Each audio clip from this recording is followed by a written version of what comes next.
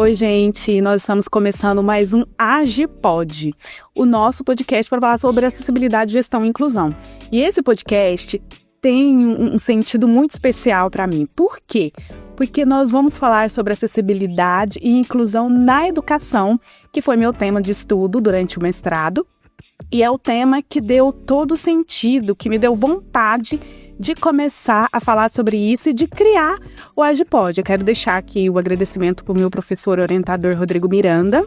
Eu até estava falando aqui com a nossa convidada que eu tenho que tomar cuidado até para não me emocionar aqui hoje durante esse podcast.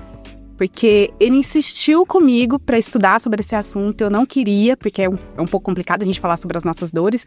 E eu sou muito grata, ele não está aqui hoje, que ele teve um probleminha, mas logo ele estará aqui conosco. E eu quero apresentar para vocês a nossa convidada de hoje, é a professora Janine.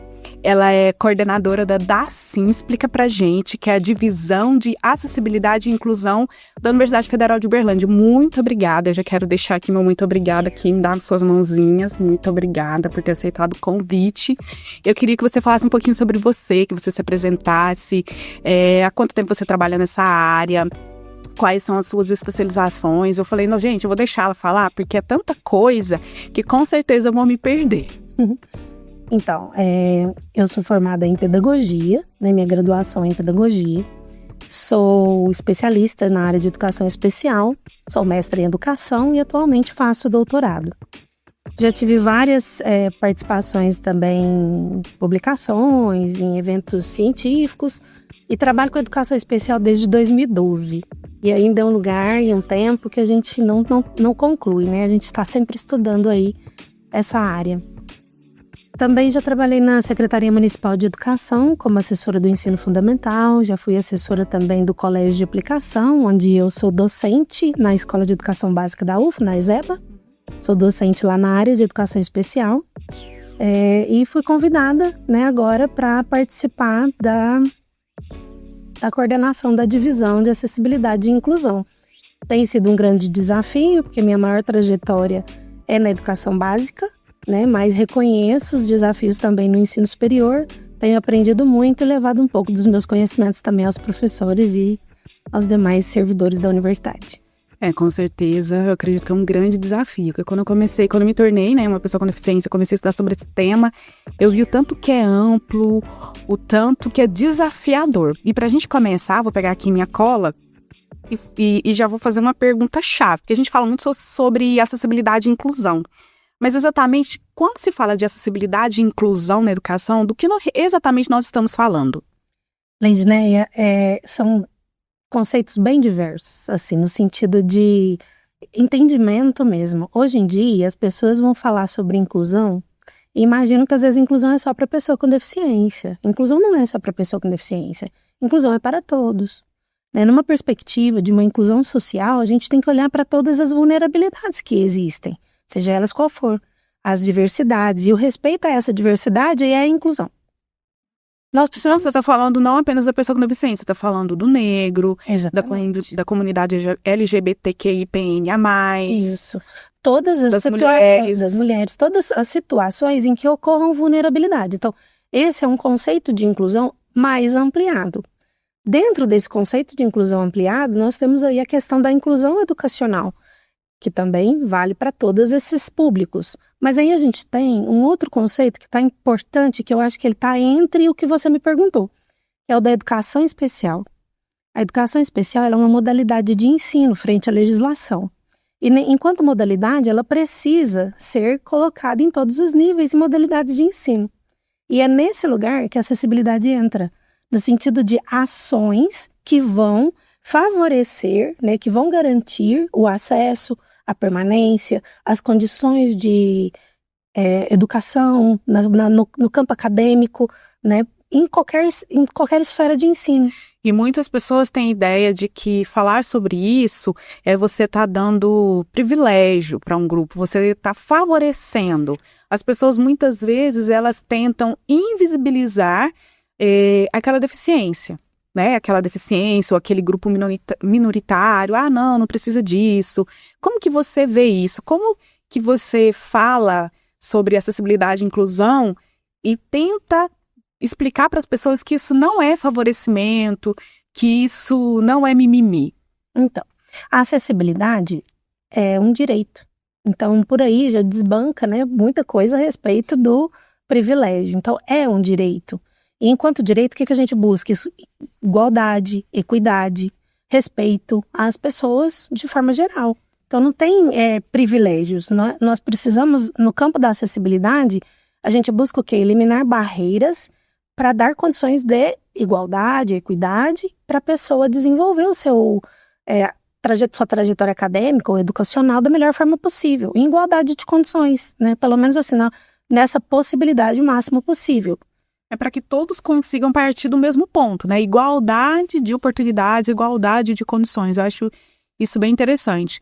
Porque a gente chama hoje de justiça social. Justiça social. E que eu fiquei muito assim em pedir ajuda. Porque você tem os seus preconceitos, né? Pensar, mas eu não... Nossa, vou pedir ajuda e tudo. Mas depois, com o tempo que eu fui estudando, eu falo, não, isso aqui é um direito meu. E se eu não recorrer a esses recursos, eu não vou conseguir continuar meus estudos. E tem muitas pessoas que desistem por causa disso. Exatamente. Muitos estudantes precisam de acessibilidade comunicacional. Nós temos 7 barreiras, né? Que às vezes as pessoas não... reconhecem, não sabem que existe. E dessas 7 barreiras, nós temos 7 tipos de acessibilidade. Então, nós temos acessibilidade arquitetônica, comunicacional, digital tecnológica, a programática, a atitudinal, que é uma das mais difíceis, e a pedagógica. A programática, a gente estabelecer leis, projetos de leis, né, e decretos que vão favorecer dentro daquilo que é possível dentro das universidades, dentro das escolas, para que a pessoa tenha igualdade de condições. E eu estava vendo aqui também, eu fiz algumas anotações, porque é tanta coisa. É um dos pilares da inclusão social, essa questão do acesso de qualidade para pessoas com deficiência, não só nas escolas, mas aqui a gente está falando um pouco sobre a questão da universidade.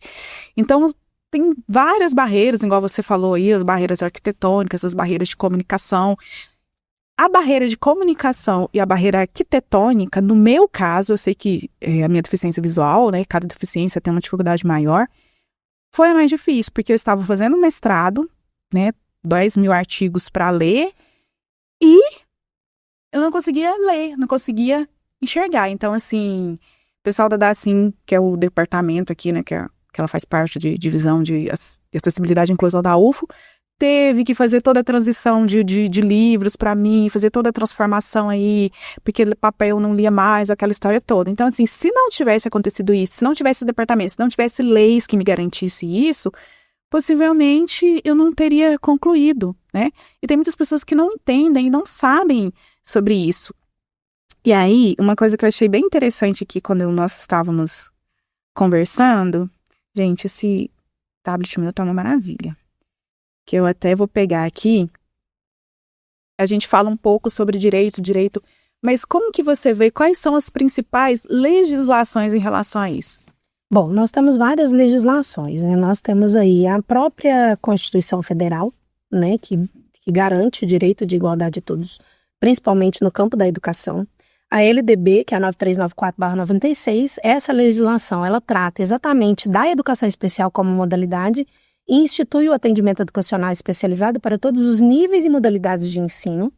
Nós também temos a Lei Berenice Piani, que é a 2.674, de 2012. Essa legislação, ela favorece, né, a questão da pessoa com transtorno do espectro do autismo, no sentido de ser uma pessoa com deficiência, de ser considerada uma pessoa com deficiência, e traz ali várias situações que vão possibilitar esse acesso, essa permanência, né, dentro das escolas e do ensino superior. Também nós temos aí decretos-leis, como o 7611 de 2011, que trata das diretrizes do AEE, do Atendimento Educacional Especializado, e também a resolução, se eu não me engano, é a 4 de 2009, que ela fala das diretrizes da educação especial. Essas são algumas. O aporte de legislações é bem grande. Eu lembro. Nossa, é muita... Graças a Deus. E eu vi também, quando eu fui estudar, o que me norteou muito foi a Lei Brasileira de Inclusão, né? A LBI, que fez 10 anos agora em junho. E que eu falo que... Aquela aqui, não falei. Pulei. Não, tranquilo. Mas assim, eu acho que foi um marco nessa questão de acessibilidade e inclusão. E quando eu estudei sobre isso, eu vi que é tudo muito recente, né? As leis, assim, tem alguma coisa lá atrás, mas quando você pega, basicamente, é de 2000 para cá que começou isso a ser mais forte. E aí eu falo que tem uma questão um pouco cultural nisso, né?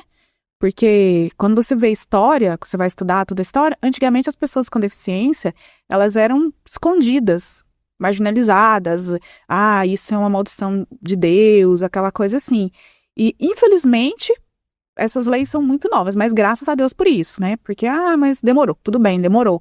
Mas graças a Deus chegamos até aqui e a gente tem que lutar para que esses preconceitos caiam por terra e que essas leis, igual tem uma PL, eu não vou lembrar o nome agora, gente, mas se você me acompanha na rede social, se você não me acompanha, já me acompanha lá, vou fazer meu jabá, @Leidineia_Camargo.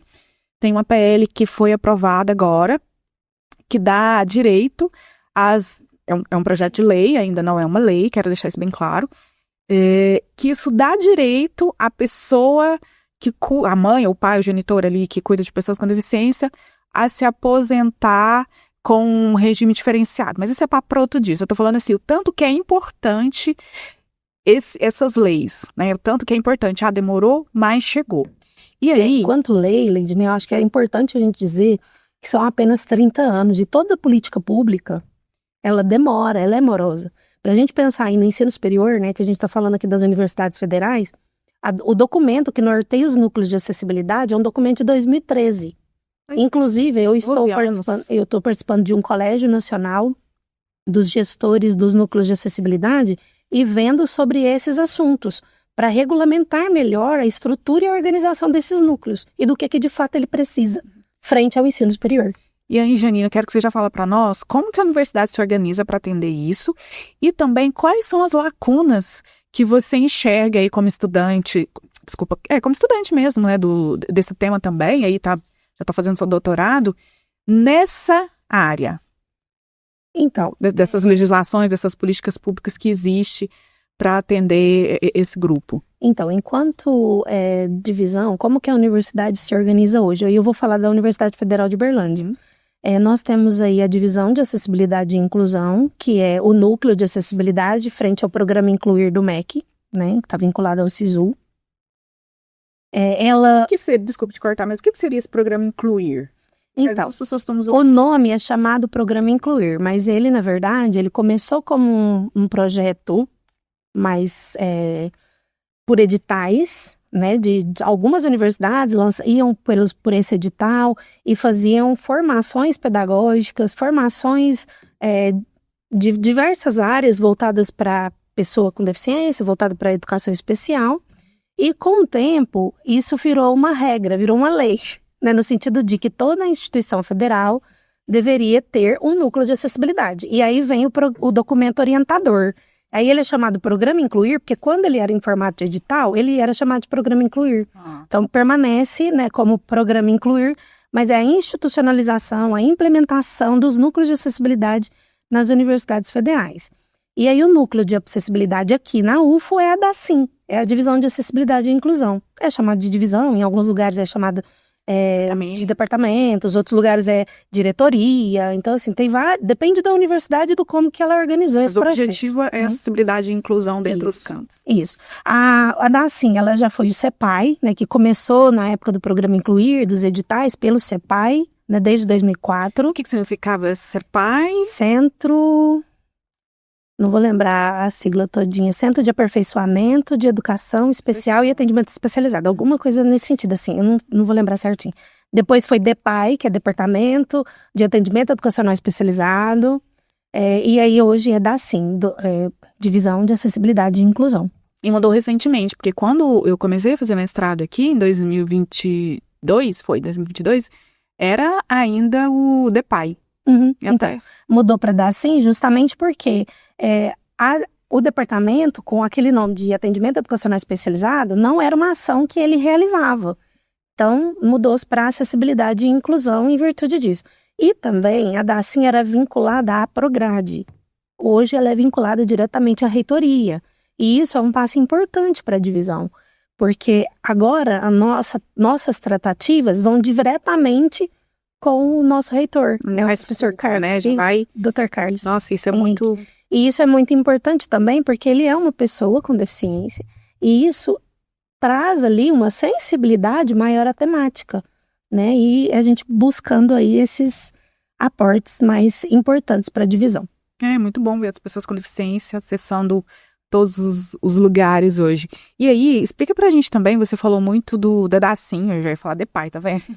Você falou muito do Dacim, eu queria saber como que funciona, né, assim, na prática, essa questão da Dacim, nesse processo de acessibilidade e inclusão aqui na universidade, e quais são as ações que a Dacim desenvolve? Então, a Dacim, ela fica ali no bloco 1A, né, na sala 204 até a 208. Nós temos algumas ações, nós não temos todas, infelizmente, mas ainda está num processo de construção, acredito. A gente recebe a demanda ou do próprio estudante ou das coordenações de curso, sabendo, né, quem são os estudantes com deficiência que estão ingressando na universidade. Só para você ter uma ideia, um dado bem recente. Esse semestre, entraram 115 estudantes autistas na universidade. Então, assim, existe já um coletivo autista, um coletivo PCD também. Então, essas pessoas que entraram, até deixo recado, né? Quem quiser também participar do coletivo dos estudantes, que eu acho que isso é muito importante para fortalecer o coletivo e também levar sugestões para a divisão. E o que seria esse coletivo? É um grupo de WhatsApp e um grupo de Instagram. Eles têm os dois. Porque... Para ela explicar direitinho, porque às vezes as pessoas que estamos ouvindo não sabem ao certo. O coletivo dos estudantes autistas chama Coletivo Infinitum. Agora, o coletivo PCD, eu não me lembro se tem um nome específico, mas é Coletivo PCD UFO. Mas existem as pessoas, né, que estão ali administrando esses grupos, tanto no Instagram quanto no WhatsApp. Eu acho que é bacana, né, se eles buscarem isso. A divisão, ela tem algumas ações, que é a ação de acolhimento, ação relacionada a monitorias, ações relacionadas à formação de professores e coordenações e ações também relacionadas à comunicação, à acessibilidade comunicacional. Então nós temos ali, esse é um dos maiores carros-chefes que a gente tem ali, porque são muitas pessoas envolvidas, né? Nós temos aí 19 intérpretes hoje, fazendo acessibilidade comunicacional de várias pessoas com surdez na universidade. Então, são monitores que acompanham os alunos durante as aulas. Por exemplo, se a pessoa é surda-muda, não é isso? É assim que fala? Ela vai traduzir ali o que o professor está falando, ali na linguagem. Esses são os intérpretes. São profissionais qualificados na área, né, formados, e alguns concursados, outros terceirizados. Então tem os intérpretes. Aí esses são os intérpretes. Os monitores, a monitoria, como que ela funciona? A nossa monitoria é uma monitoria de apoio e inclusão.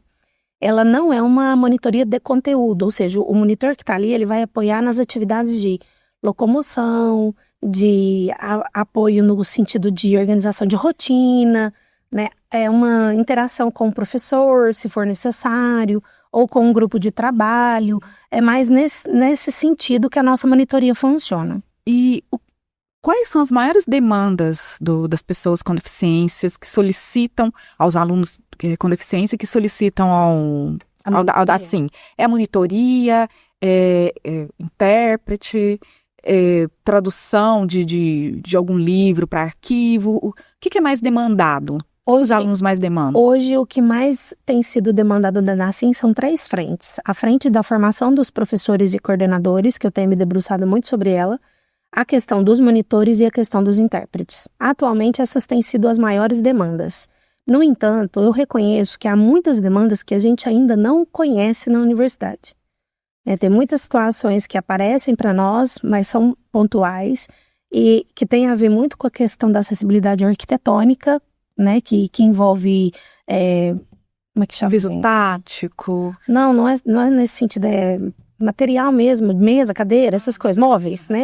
Móveis. E também a questão arquitetônica de piso tátil ou de rampas de acesso, essas questões. Só que aí é um lugar muito complexo para divisão, porque não depende só da divisão.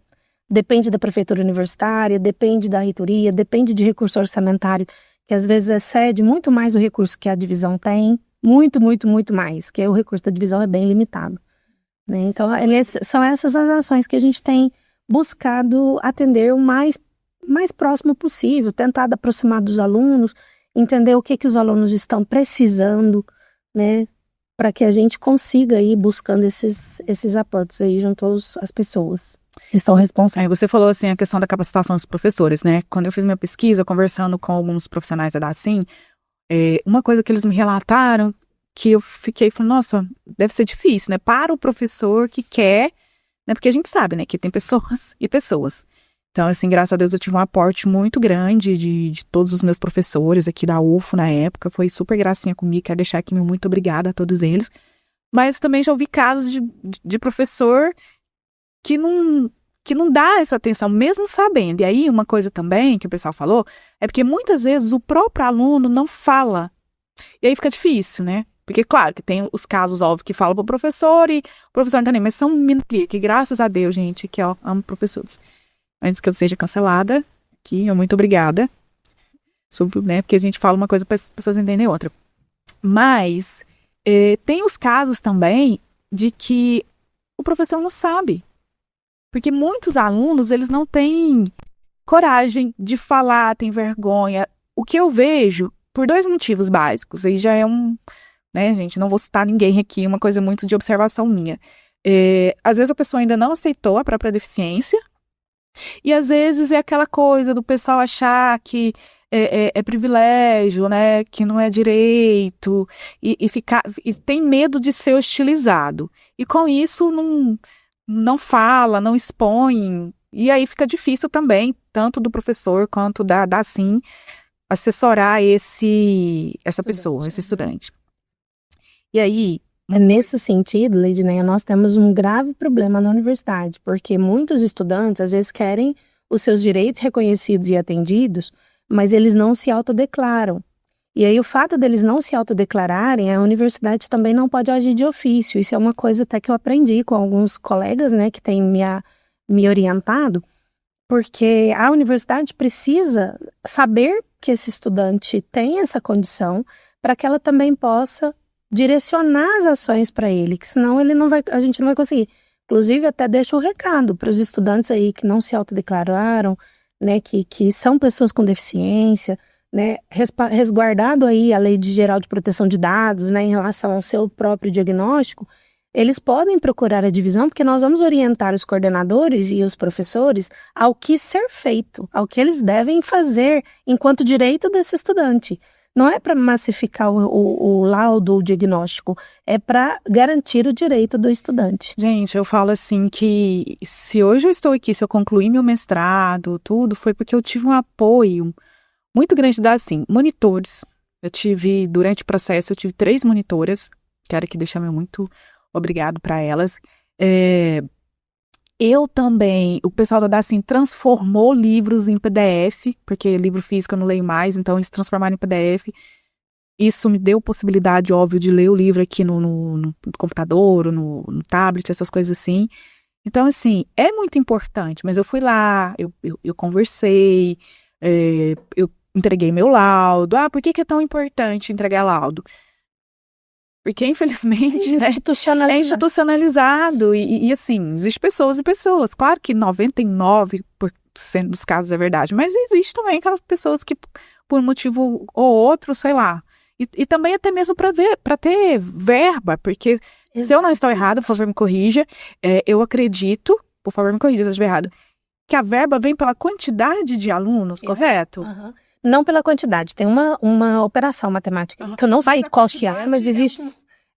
Quanto mais pessoas tiver, mais recursos vêm para a divisão e para a universidade. Né? Então, isso é muito importante. E até lembrando o que você falou a respeito dos professores, eu acho que é muito importante que os professores reconheçam que eles precisam de ajuda e de apoio. E eu entendo que não é fácil. Não é fácil porque a formação deles não foi essa. E tá tudo bem não ter sido. Mas agora eles precisam olhar para esse lugar. Né? E a DACIM tá ali para pegar na mão pra gente ir junto. Que eu acho que é ir junto. Não cobrar, é ir junto. É um aprendizado mútuo. E quais são as maiores demandas dos professores em relação a isso? Saber quais que são os caminhos possíveis ou as adaptações razoáveis para desenvolver aquilo, né, que é possível para atender a acessibilidade daquela pessoa. E às vezes são coisas muito simples. Tem muitas reuniões que eu tenho feito com professores que quando eu falo para eles, assim, alguns procedimentos, eles, nossa, mas é isso. Ah, mas com isso eu consigo isso? Consegue. Vamos tentar por aí, vamos começar por esse lugar, né? Que quanto mais você compreender o estudante, mais fácil vai ser de você buscar procedimentos que vão dar acessibilidade para aquela pessoa. Que assim, são coisas simples, igual tem aluno que tem uma deficiência auditiva, e aí o professor precisa falar olhando para ele porque ele vai fazer leitura de lados, né? Ou ter o intérprete ali. No caso do intérprete, por exemplo, o professor precisa disponibilizar com uma certa antecedência o material para que o intérprete estude, para que ele consiga desenvolver uma boa interpretação e tradução. Né? Então, esse é um caminho também. E eu tenho falado isso para os professores. Muitos intérpretes, às vezes, reclamam disso. Eu não recebi o material. Eu não li com antecedência porque não estava lá. Né? Tem essas questões. Mas a gente tem orientado os professores, e aqui fica também mais essa dica, né, para os professores aí que estão nos ouvindo, para fazer esse movimento, né? Entregue com antecedência para o intérprete para que ele leia, porque existem palavras que não têm sinal. Então tem que criar um sinal para que a pessoa entenda. Ou fazer um contexto de sinais, que também é outro detalhe, para que o estudante com surdez entenda. Né? No caso aí das pessoas com baixa visão, com cegueira total, né, que nós temos também na universidade, hoje a gente tem um rol aí de tecnologia assistiva, né, de aplicativos digitais, que tem nos ajudado muito. Então, a demanda por passar materiais para braille, por exemplo, tem sido mínima nesse sentido. Hoje, com a tecnologia, né, até me falaram assim, para eu aprender braille. Tem uma pessoa que faz parte do meu grupo religioso que me deu essa dica. E lá no conservatório, que eu falo que eu estudo música, aqui também no Conservatório Estadual de Música Cora Pavão Camparelli, já quero deixar aqui um abraço para os meus queridos professores, que também faz todo esse trabalho de material ampliado, eu também tenho monitores lá, então assim, sou muito bem amparada, graças a Deus, nesse sentido. E aí eu comecei a fazer braille, achei bem legal, bem interessante, mas foi ano passado, devido mestrado, essas coisas, eu não consegui conciliar, mas eu quero continuar. Mas, igual você falou, essa questão tecnológica, se fosse antigamente, né, eu não conseguiria. Mas hoje em dia, claro que o braille é muito importante, porque você vai andar de elevador, tem as letras ali, e para várias outras coisas. Eu até fiz um vídeo nas minhas redes sociais falando sobre a importância das empresas, independente de ser grande, média ou pequena, colocar o braille ali nos produtos, porque tem pessoas que são cegas totalmente, né? Não sei se é essa expressão, desculpa se eu estiver falando errado. E aí, pelas pontas dos dedos, ela vai conseguir identificar se aquilo ali é um alimento ou se aquilo ali é um veneno. Mas vamos continuar aqui. E eu queria saber sobre os números. Você já falou aí, questão dos autistas, que são 101, né? 115 entraram nesse número. Mas em relação a todo o grupo de pessoas com deficiências que entraram na UF, você tem esse número? Olha, a última pesquisa que eu fiz um filtro de 2020 a 2025, pegando aí o período da pandemia até hoje, né? Entre estudantes que estão ativos ou que já devem ter formados, estavam 450 estudantes. Uma média de 450 estudantes. Eu acho pouco, porque temos 23 mil alunos na universidade. Nossa. Então, e só como título de comparação, a ESEBA, que é onde eu atuo como docente, lá nós temos 750 alunos, dos quais 104 são estudantes com deficiência. Né? São estudantes públicos da educação especial. Então, em termos de proporção, é muito maior. Então, o que eu imagino é que muitos estudantes não se... 23.400... Para 400. Para 400. Nossa. Então, assim, muitos estudantes não se autodeclaram, muitos estudantes a gente não sabe que ele é uma pessoa com deficiência e ele não procura dar sim. 2%. Imagino que fazendo conta, gente, 2%. Imagino que muitos alunos nem sabem que a divisão existe, porque eu tenho ido em alguns lugares, tem professores que não sabem que a divisão existe, né, ainda. Então, assim, tem sido um trabalho muito importante de divulgação também desse trabalho, para que as pessoas se reconheçam, né? E colocar tanto para o aluno quanto para o professor que esse departamento é um departamento de apoio para ambos os grupos. Sim. Para que a acessibilidade e inclusão seja possível.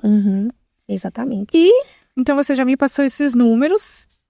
E eu falei, já sempre falo isso nas minhas redes sociais, já falei isso aqui várias vezes sobre a questão do acolhimento e suporte. Como é feito, por exemplo, eu cheguei lá e falei, olha, eu tenho um problema visual. Como é feito esse processo de acolhimento e suporte pela DACIM? Então, nós primeiro convidamos o estudante para um momento, ou o psicólogo, ou a assistente social da divisão o convida para um horário que é dele, só dele, né, sem outras pessoas ali, só com o profissional. E se faz uma conversa mesmo, né, enquanto acolhimento, entender a perspectiva do aluno, entender que curso que ele está cursando, compreender quais que são as dificuldades que ele tem enfrentado, né, compreender quais são as potencialidades que ele vê na universidade, muitas vezes indicar para ele o que é, né, o ensino universitário, o que ele é, como ele acontece, que lugares ele tem dentro da universidade para buscar apoio e ajuda. O que a DACIM tem, o que a DACIM não tem. Exatamente. E o processo de monitoria, a gente sempre oferta para aquele aluno que a gente entende, né, que tem um nível de especificidade ou que precisa de um suporte maior em algumas ações, a gente oferta, então, a monitoria para esses estudantes. Mas ela é bem, assim, reduzida no sentido de quantidade de pessoas, porque o nosso orçamento é pequeno para isso, para dar conta. Então a DACIM, ela tem um suporte pedagógico, certo? Tecnológico, porque eu acredito que é o pessoal que faz aí como que fala, gente? A conversão. A conversão, se for possível, para áudio, porque até me ofereceram na época, você quer que passa os textos para áudio? Eu falei, não, no papel aqui mesmo já me ajuda. Eu sempre tive essa questão muito do ler mesmo, né? Eu gostava de livro, mas já falei 1000 vezes, não posso mais.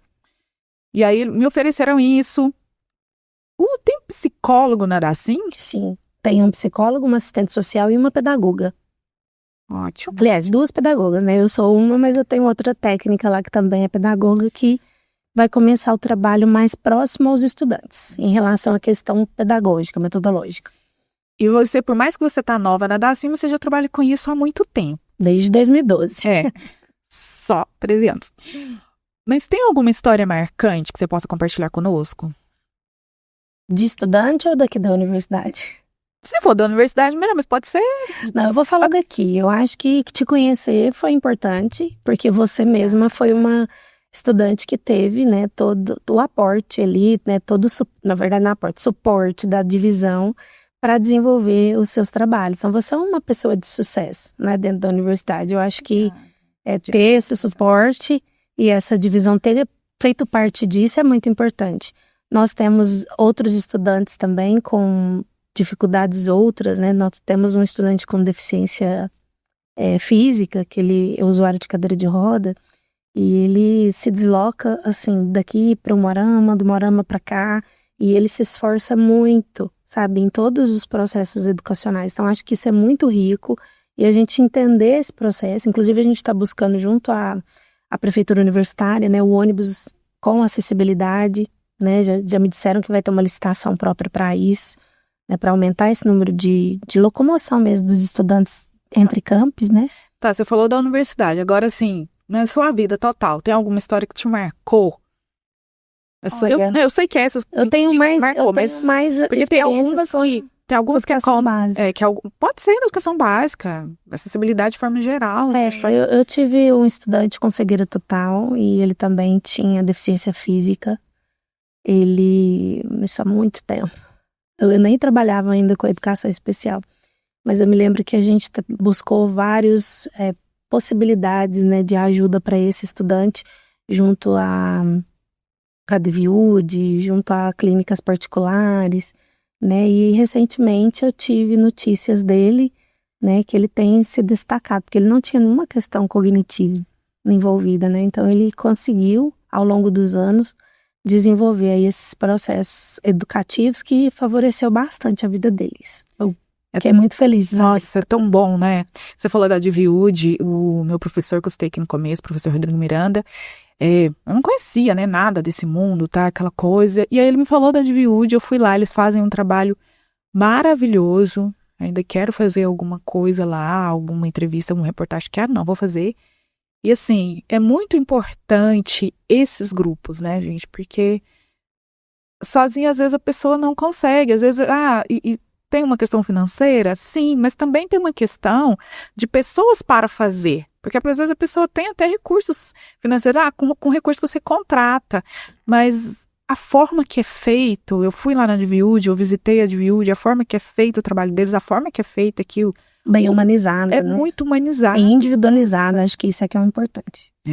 E aqui, já continuando também nesse tema, o que você falaria que seriam os maiores desafios hoje da DACIM? Seriam as barreiras atitudinais, preconceito ou de conhecimento ou os recursos disponíveis?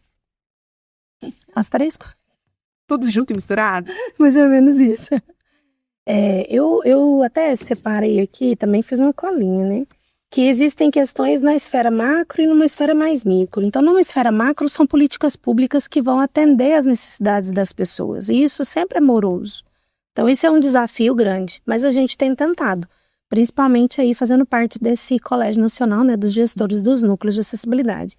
Numa esfera mais micro, eu coloquei até, anotei aqui, que seria a compreensão mesmo do público atendido pela divisão, pelos núcleos, né, dentro das universidades federais.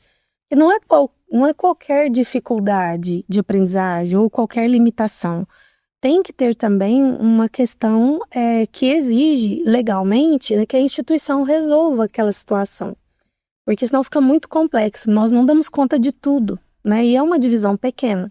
Você vê, eu tenho 4 pessoas ali para dar conta de um universo muito... me incluindo, né?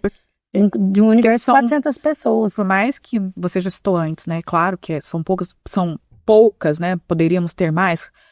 Bom, poderíamos ter, não sei se essa seria a minha colocação, mas assim, porque nós gostaríamos de mais pessoas com deficiência com acesso à universidade, é isso que eu quero falar. Isso. Então, 400 é muito em relação a 23 mil, mas mesmo assim é muito para 4 pessoas. Sim, exato, é nesse lugar que eu tô dizendo. Então, assim, a compreensão das pessoas em relação ao qual é o público que a gente atende ali na divisão e nós estamos buscando também regulamentar, fazer um regimento específico do que a divisão faz dentro da universidade, criar política específica dentro da universidade para atender, né, essas pessoas.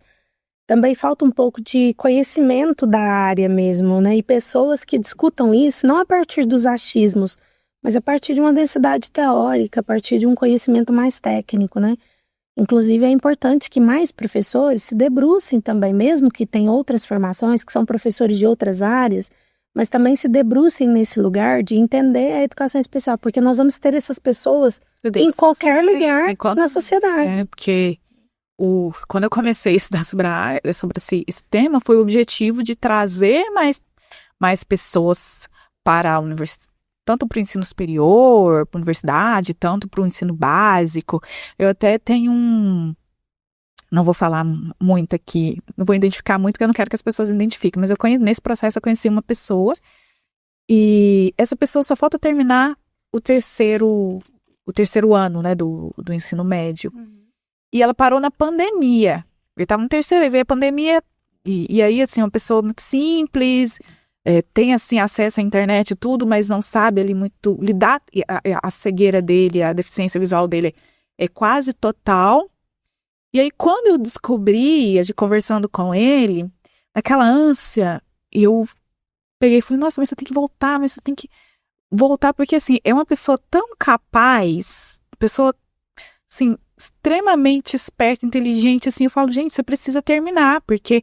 E ele falou, nossa, mas é difícil? Ele perguntou pra mim assim, mas é difícil o vestibular? Eu falei, claro que você consegue prestar vestibular pra isso, pra aquilo. Tô tentando não identificar a pessoa aqui. Aí ele falou assim, mas é difícil? Eu falei, é difícil pra todo mundo. É difícil pra quem não tem problema visual e pra quem tem problema. Tem gente que não tem problema visual que não passa e tem que tentar de novo e pode acontecer, mas você precisa tentar. Mas a última informação que eu tive é que ele ainda não retornou. Então, assim, você é professor de qualquer área, a cada dia mais essas pessoas vão ter acesso e as leis são muito, muito recentes, então a cada dia mais a gente vai propagar sobre isso e cada dia mais as pessoas vão vir para as universidades, para as escolas e a pessoa tem que estar preparada, não só no campo. A gente hoje aqui está discutindo sobre a questão das escolas, das universidades, questão educacional, mas isso está no local de trabalho, no grupo religioso. Então, a sociedade, de forma geral, tem que se preparar para receber essas pessoas, para incluir, porque as pessoas já estão aí, mas elas não estão sendo incluídas. Uhum. E muito importante também nessa esfera micro que eu falei, a questão dos próprios estudantes, eles reconhecerem o que é o ensino superior, não confundir o que eles tinham na educação básica com o ensino superior, né? Porque não é uma transposição, é uma continuidade, mas o ensino superior, ele exige um pouco mais de independência, um pouco mais de autonomia, até para que a gente não repita comportamentos capacitistas dentro da universidade. Então, o próprio estudante também precisa buscar mais autonomia, mais independência dos seus processos. O lugar da família, também gostaria muito de falar um pouco sobre isso, porque o lugar da família para a pessoa com deficiência é muito importante. Aqui na universidade também é, mas ela tem uma limitação, porque não é a família quem vai decidir pela pessoa. Aqui no ensino superior a gente está trabalhando com adultos, né? E os adultos, eles precisam dessa autonomia, dessa independência, evitar esses processos capacitistas, evitar ações, né, que vão colocar essa de pessoa... capacitismo, mas às vezes quem está nos ouvindo não sabe o que é capacitismo. Só explica para o pessoal o que é capacitismo de uma forma rapidinha. Então, tentar ser rápido. O capacitismo, gente, é colocar essa pessoa num lugar numa condição de que ela é restrito demais, né? Ou falar que ela não pode, coitadinha. Precisa de ajuda para tudo. Precisa de ajuda para tudo. Então, assim, eu não vou formular o conceito aqui agora, mas basicamente seria isso, né? Você incapacitar a pessoa, você colocar ações e até falas que vão deixar a pessoa num lugar de não dar conta daquele processo ou daquela ação. E sendo que o que nós procuramos enquanto inclusão é justamente o oposto disso. É a autonomia, é a independência, é a pessoa conseguir de forma individualizada, né, dar conta de todos os processos. É falar assim, olha, tem coisas que você realmente não vai dar conta, mas isso. Você consegue. Você consegue. Até essa pessoa que eu citei aqui sem para ninguém identificar, uma pessoa que sempre acompanhava essa pessoa, uma das coisas que eu percebi ali foi isso, porque ela super protegia, que não sei o quê. E eu lembro na primeira aula que eu fui de Braille, a professora falou assim, e assim, na hora ela me emocionei, porque por mais que a minha mãe sempre criou minha irmã, meu irmão, para ser independente, para não depender das pessoas, né? Minha mãe e meu pai criou a gente desse jeito. E aí, quando veio essa deficiência, que eu tive que depender, isso foi muito, muito duro para mim. Eu lembro uma vez que eu pedi para um colega, que o meu pai me trouxe para a universidade e falou assim, eu não vou conseguir te buscar. Volta de carro de aplicativo. Se ele tivesse me falado, eu não teria vindo à universidade. Mas aí na hora que eu desci na porta do bloco aqui, eu fiquei a aula inteira pensando, gente, como que eu vou fazer?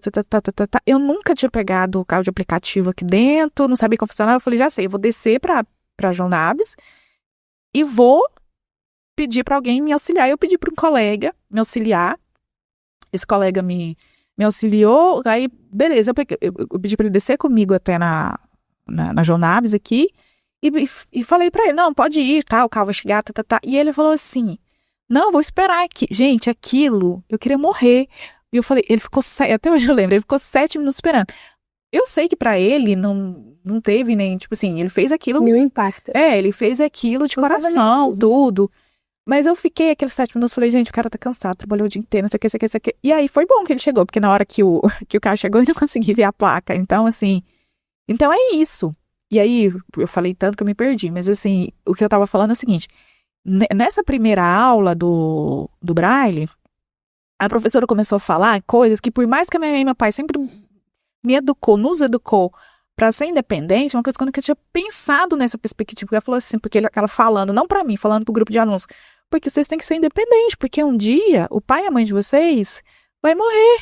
E aí, como que vai ser isso?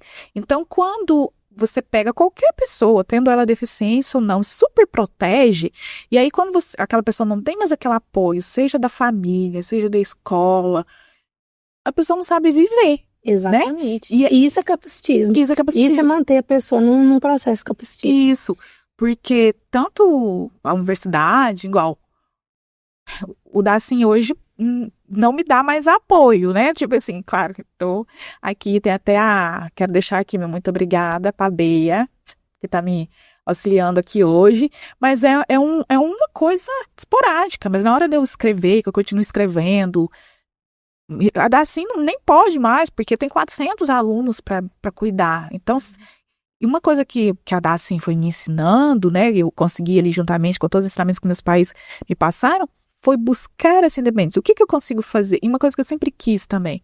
O que eu consigo fazer? Isso aqui eu consigo fazer?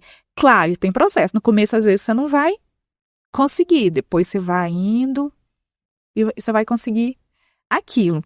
E aí, já falei, vou te emendar outra pergunta. Passamos pela pandemia. Você acha que a pandemia trouxe aprendizados? E como você vê esse processo, sei lá, futuramente, daqui a 10 anos? Olha, eu acho que a pandemia ela trouxe coisas muito ruins inicialmente. Depois ela trouxe algumas saídas, né? Vou assim dizer.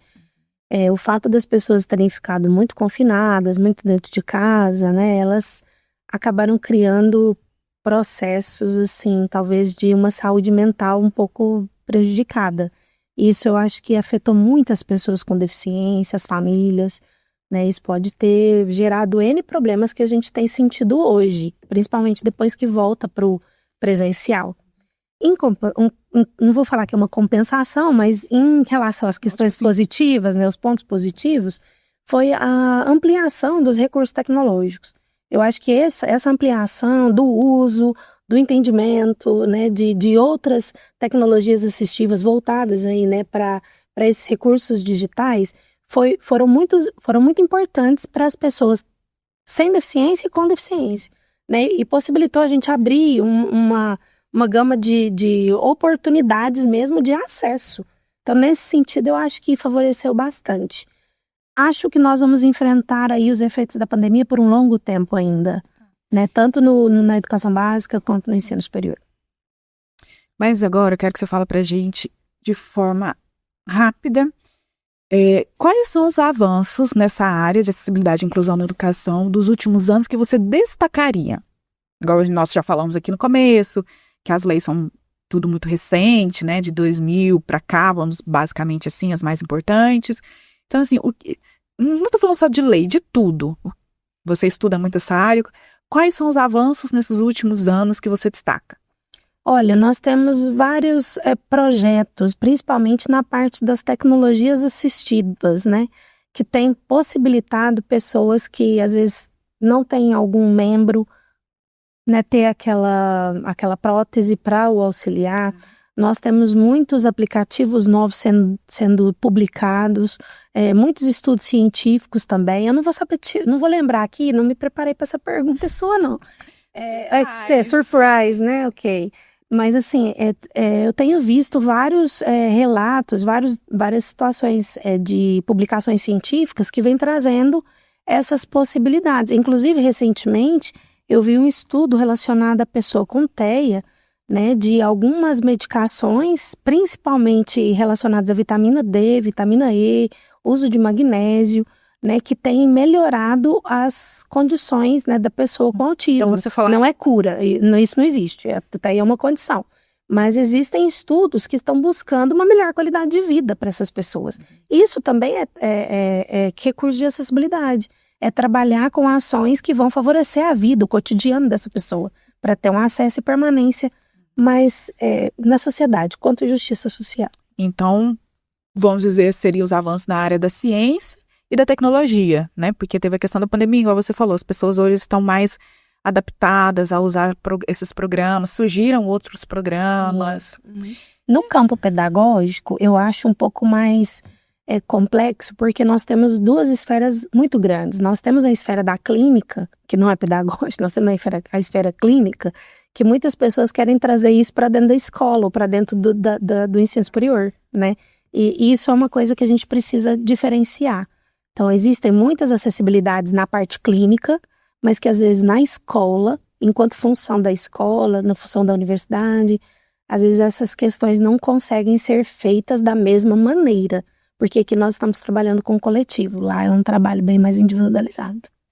E falando em coletivo, qual a mensagem que você deixa, professora Janine, para os gestores, educadores, sociedade em geral, sobre esse compromisso coletivo para que nós possamos ter não só uma educação, mas uma sociedade mais acessível e inclusiva? Olha, eu acredito que as pessoas precisam buscar mais conhecimento na área. Tanto os gestores como os professores, ter sensibilidade com os alunos, com os estudantes, com as famílias, né? E isso é de uma riqueza imensurável para a nossa sociedade. E acredito que a inclusão social começa na escola. É isso. Muito obrigada. É uma coisa que eu sempre falo. Se você é homem, dificilmente você vai saber o que é ser mulher. Se você é branco, dificilmente você vai saber o que é ser negro. Se você não faz parte da comunidade LGBTQIA+, às vezes você não vai entender. Fala, não, eu sou hétero e não faço parte, tudo, você tem que respeitar, óbvio. Mas você se tornar uma pessoa com deficiência é uma coisa que pode acontecer assim, né?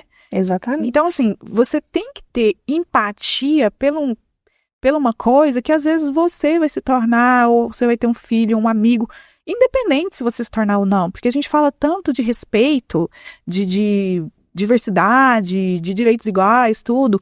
Então, se eu quero ser respeitado, eu preciso respeitar o outro, né? E eu falo muito sobre liderança, sobre gestão. Então, acho que esse é o papel dos líderes. E às vezes você não é um líder formal. Não vou explicar o que é isso agora. Líder formal é aquele que é instituído, informal é aquele que lidera o grupo ali mesmo não tendo nenhum cargo. Mas quer saber mais sobre isso? Me acompanha lá nas minhas redes sociais. Então, mas você precisa ter empatia, porque é uma coisa que você pode viver. Não que você vá viver, mas que você pode viver. Tá bom? No caso dos gestores, é muito importante que eles tenham essa sensibilidade, porque hoje eu estou como gestora aqui da divisão, né, como coordenadora da divisão. Mas as pessoas que ali estiverem, seja agora, seja depois, antes, elas precisam entender esse lugar, tentar entender e ter a sensibilidade de ouvir as pessoas com deficiência para agir em prol dessas questões. Então, essa escuta é de fato muito importante. Olha, muito, muito, muito obrigada. Foi assim, prazer, passou voando o nosso tempo. Eu falo muito. Eu falo pouco, né, pelo que vocês sabem. E eu pensei muito, fazendo roteiro, né, óbvio, estudando, quis para receber a professora Janine. Gente, como que eu vou encerrar esse episódio? E aí, eu quero encerrar lendo os agradecimentos da minha dissertação. Porque a gente vai e escreve, seja quando você faz faculdade, ou pós, ou mestrado, tem aquele local ali que você escreve os agradecimentos. Só que muitas pessoas que você citou ali, muitas vezes não vai nem ficar sabendo, porque aquilo vai para o arquivo da universidade e pronto. Então, eu vou ler aqui agora, vou me segurar para eu não me emocionar, mas se eu me emocionar, vocês me desculpem, os agradecimentos que eu escrevi na minha dissertação. Eu vou literalmente ler, porque se eu não ler, não vai dar certo. Agradecimentos. Fazer os agradecimentos deste trabalho foi a parte mais difícil dessa dissertação, pois para chegar até aqui e concluí-lo, contei com a ajuda de várias pessoas, desde colegas que ficavam junto comigo, esperando o carro de aplicativo chegar, pois eu não conseguia enxergar a placa do carro. E para representar essas pessoas, eu vou citar aqui o Neilson, que foi a pessoa que sempre estava disposta a ficar comigo esperando o carro de aplicativo, mesmo cansado, pois ia direto do trabalho para a universidade. Muito obrigada, Neilson. Até os professores que tiveram uma paciência enorme comigo, me passando informações que foram além da vida acadêmica e me incentivando a sempre continuar. E para representar esse grupo, cito o meu professor orientador, Rodrigo Miranda, muito obrigada, que me incentivou a pesquisar sobre acessibilidade e inclusão e a escrever a minha própria história. Muito obrigada, professor. Mas não posso deixar de citar também a professora Cíntia Rodrigues, que me proporcionou mecanismos efetivos que foram primordiais para a conclusão dessa dissertação. Muito obrigada, professora. A todos os colegas e professores pelo carinho, respeito, compreensão. Deixo aqui também meu muito obrigada a todas as minhas monitoras, Luísa, Luana e Ana. Luísa, Luana e Ana, que pegaram na minha mão e me ajudaram a atravessar esse processo, sendo muitas vezes não apenas meus olhos, mas também meu coração. Quero deixar também um agradecimento especial para a Luísa, minha primeira monitora real, que me ensinou o real sentido da palavra acolhimento. Muito obrigada, Luísa. Não tenho palavras para agradecer as bolsistas Ana Luísa, Helena e Michele. Na reta final, quando eu não tinha mais forças, vocês foram a minha força. Muito obrigada, pesquisadoras. Agradeço a toda a equipe da DACIM, Divisão de Acessibilidade e Inclusão, por tornar o inacessível acessível, me ajudando a ser incluída no processo educacional. Muito obrigada a toda a equipe da DACIM. Aqui, muito obrigada. Agradeço imensamente a toda a dedicação, compreensão, educação e paciência da Cristiele, secretária da coordenação do PPGL da FAGEM, que é a Faculdade de Gestão e Negócios aqui da Universidade Federal. Exemplo de humanidade. Que o serviço público tenha mais profissionais como você. Muito obrigada, Cristiele, muito obrigada.